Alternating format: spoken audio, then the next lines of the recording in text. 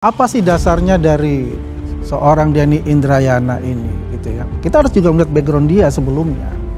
Ya, Denny Indrayana ini kan pernah, ya saya tidak mau masuk ke arah yang dikatakan ada ya status tersangka dia di Barreskrim. Saya tidak masuk sana. Tapi saya masuk saya juga nggak apa-apa, Mas. Masuk saya, yang saya masukkan adalah bagaimana pada tahun 2020 masuk dalam pilkada dia kalah. Ya. Kemudian maju ke MK. Pada saat itu ketua MK itu adalah Pak Anwar Usman, ya kan? Ini ada sesuatu benih-benih juga kebencian lah. Dari dulu terkenal juga benci sama Pak Jokowi dan keluarga. Itu jelas untuk itu. Kemudian mengikuti pileg. Pileg pun juga kalah gitu. Ya, tiba-tiba menghilang nih. Ya seperti jelangkung dah, menghilang. Ya, Australia. Oke? Ini mohon maaf Bang Denny ya, yang kasus yang itu yang Payment Gateway itu kan. Itu kan sekarang juga ramai nih dibicarakan oleh publik tentang dengan Bung Denny ini.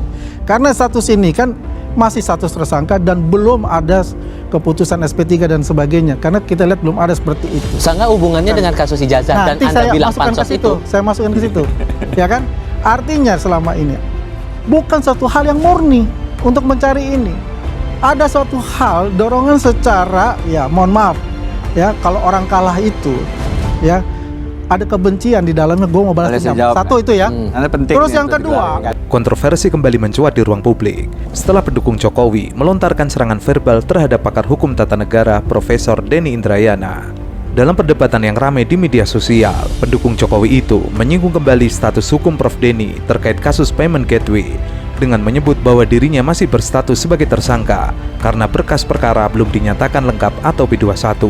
Namun klaim tersebut langsung dibantah oleh Prof Denny Indrayana. Ia menegaskan bahwa perkara tersebut telah dihentikan penyidikannya melalui surat SP3 sejak beberapa tahun yang lalu. Ia menambahkan, secara hukum tidak mungkin dirinya masih berstatus sebagai tersangka bila setelahnya ia dapat maju sebagai calon gubernur Kalimantan Selatan dan bahkan memperoleh izin praktek sebagai advokat di Australia. Dua hal yang menurutnya mensyaratkan rekam jejak hukum yang bersih. Teman-teman ini biasanya kalau kita berargumentasi, dia kill the singer. Songnya tidak kemudian dijawab. Jadi ya argumentum ad hominem. Tapi saya jawab sedikit karena ini kan menyangkut diri saya. Saya menjadi tersangka Payment Gateway 2015 ketika kami mengadvokasi menolak calon Kapolri yang diusung oleh Jokowi saat itu, Pak Budi Gunawan, karena rekening gedung. Tersangkalah Abraham Samad, Ketua KPK, Mas Bambang Wijayanto, Novel Baswedan, saya. Ya begitulah, risiko kita berhadapan dengan rejim itu 3.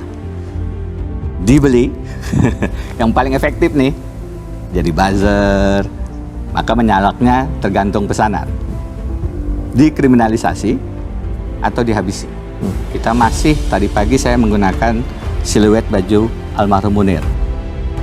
Karena kita masih berutang nyawa dengan almarhum. Kita masih berutang mata dengan Mas Novel Baswedan dan Andri Yunus.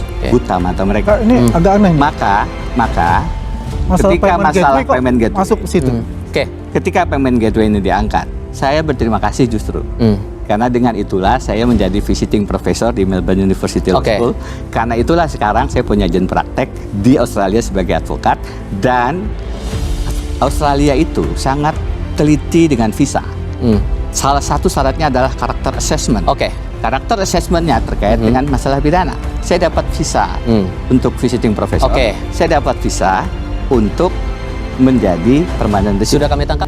Profesor Denny menilai, serangan tersebut tidak lagi berada dalam koridor debat kebijakan, melainkan sudah mengarah pada serangan personal yang berulang. Ia juga menyoroti fenomena relawan politik yang menurutnya berperan besar dalam memelihara tensi perdebatan publik.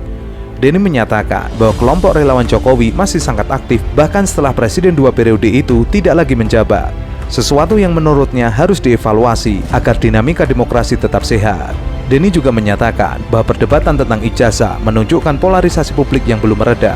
Ia menghimbau agar semua pihak merujuk pada dokumen resmi dan putusan hukum. Ia juga meminta kepada Jokowi agar menunjukkan ijazahnya agar anak bangsa tidak terus terbelah.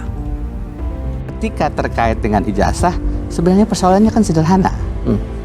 Tunjukkan saja mana barang yang disetarakan itu.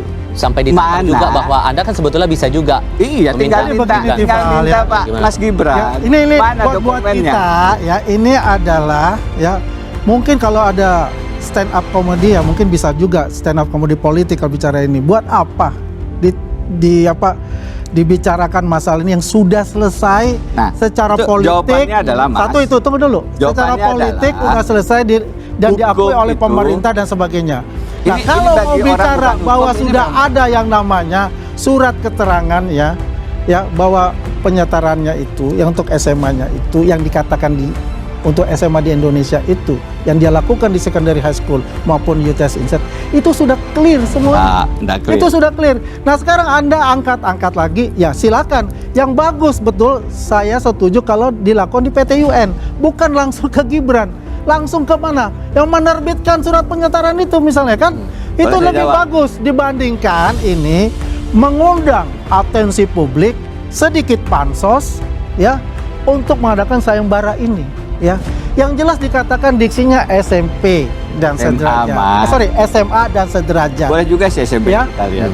SMA dan sederajat. Padahal itu sudah berulang kali ya dikatakan di publik ya bahwasanya ini tidak lulusnya di Indonesia, bukan melaksanakan atau mengikuti akademis SMA-nya di Indonesia. Nggak lewat PT UN saja, lewat jalur hukum. Jalur hukum aja Mas sekalian. Kenapa harus sasaran tembak yang dilakukan adalah Mas Gibran? Ini pasti politik di dalamnya. Ini Mas Andi Aswani semangat sekali nyalaknya. Begini. Mas, isu ijazah Gibran Raka Buming Raka bukanlah hal baru. Sejak masa kampanye Pilpres 2024, riwayat pendidikan putra sulung Jokowi ini sudah menjadi bahan perdebatan. Gibran mengklaim lulus dari Manajemen Development Institute of Singapore di Singapura dengan gelar sarjana manajemen.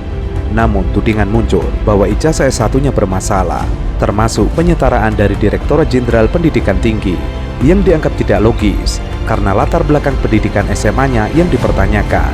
Oke, tapi kalau memang ternyata itu setara SMK, berarti prosedural ketika dia mencalonkan diri itu ada. Kalau ini benar, maka itu oke lah, bisa diterima karena minimal SMK dalam Undang-Undang Nomor 17 tahun Undang-Undang Nomor 7 tahun 2017 persyaratan pada pasal 169 huruf R itu kan minimal SMA, SMK, MA atau sederajat. Iya, tapi terbitnya surat ini yang tiba-tiba bisa muncul pendidikan grade 12 di UTS, pantas dipertanyakan, kok bisa dia dapat grade 12 dari UTS?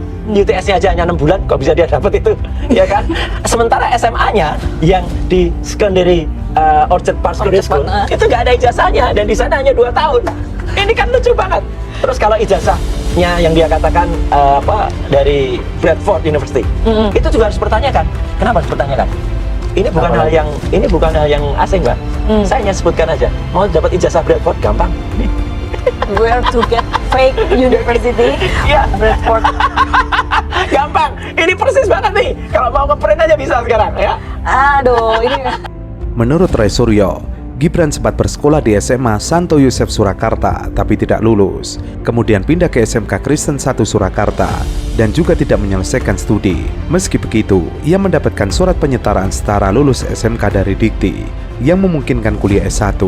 Roy Suryo menyebut ini tidak masuk akal karena bagaimana seorang dengan latar belakang SMK bisa langsung setara untuk S1 tanpa proses yang jelas. Puncaknya, pada 8 September 2025, warga sipil bernama Subhan Palal mengajukan gugatan ke Pengadilan Negeri Jakarta Pusat menuntut pembuktian keabsahan ijazah SMA Gibran. Aduh, berat ini, berat. Ini baru Bang Roy. Iya, ya ini lah nih, banyak tuh. Where to buy fake University of Bradford.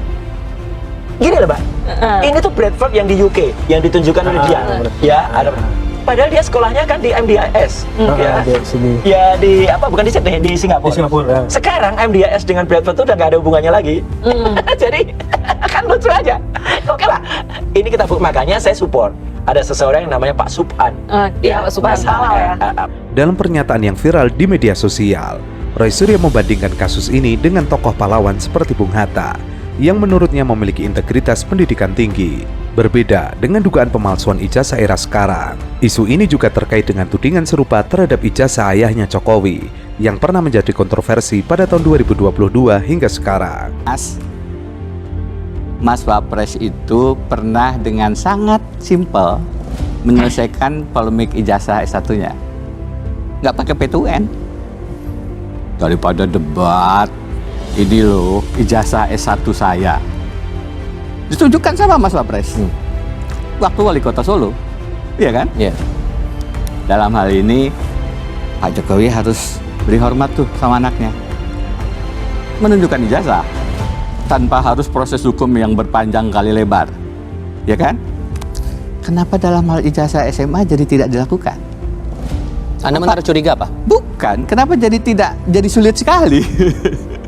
Kalau dalam ijazah S1 itu dengan mudah ditunjukkan, kenapa dalam ijazah SMA ini tidak dilakukan? Anda punya dugaan dong kalau gitu? Ya, Ini pasti ijazah SMA dan sederajat. Bukan, saya katakan silahkan ditunjukkan ijazah apapun.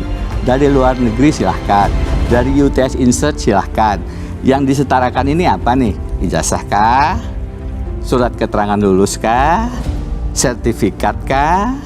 Kan jelas nih kalau sudah ditunjukkan. Maka ini yang kita lakukan, kita tanyakan, Mas Wapres, supaya nggak lama-lama, ini masalah simpel, masalah sederhana. Mana? Ada ini lucu, Pak Irwan. dokumen? Kita jangan terpengaruh lah. Karena ada oleh gaya komparasinya ini. saat ijazah S1 bisa ditunjukkan Jadi kita itu. lihat simpel, Mas Wapres, ya.